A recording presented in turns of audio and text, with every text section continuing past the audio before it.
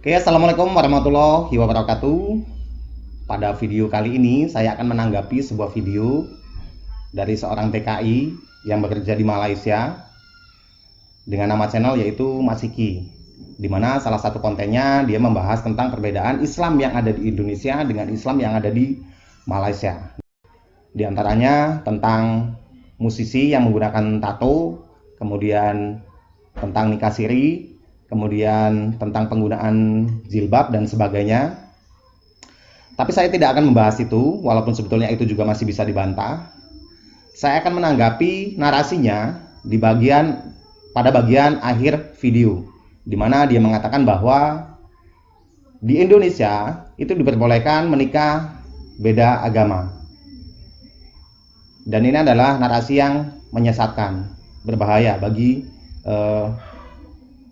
bangsa kita, bangsa Indonesia. Oke, kita simak dulu videonya.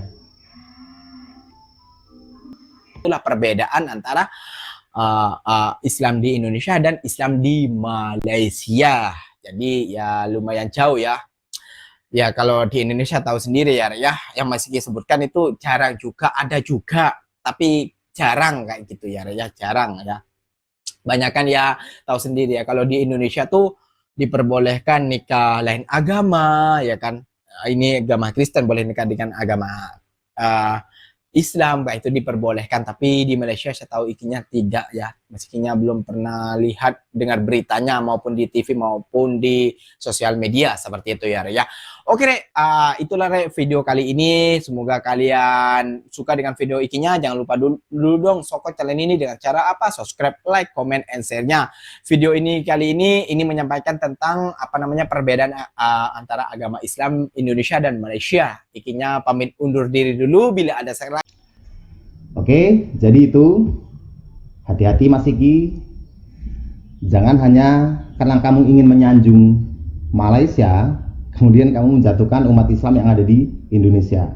Hati-hati, ini masalah akidah ya, itu. Nah, saya akan menjawab apa yang kamu sampaikan. Itu ada 3 poin yang ingin saya sampaikan kepada kamu. Jadi yang pertama, jika ada 2 orang yang akan menikah tetapi dia berbeda agama, itu pasti akan ada pertentangan dalam keluarga, itu pasti. Karena konsekuensinya itu akan pindah agama, dan itu akan menjadi perdebatan panjang dalam keluarga, itu pasti. Jadi nggak mudah ketika seseorang akan menikah dengan orang yang berbeda agama. Dan itu berlaku di semua agama yang ada di Indonesia, baik Islam, Hindu, Buddha, Katolik, Protestan maupun Konghucu. Itu pasti akan ada pertentangan dalam keluarga, itu pasti ya, itu satu. Kemudian yang kedua, bagaimana menurut hukum Islam yang ada di Indonesia? Oke, kita baca.